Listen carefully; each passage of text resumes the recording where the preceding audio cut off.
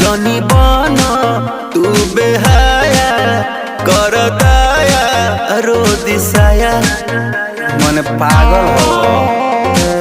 अरे हटो ना कन बलिया उठल लिया अभी बाट नया नया जनी बना तू बेहाया कर दया रो दिसाया।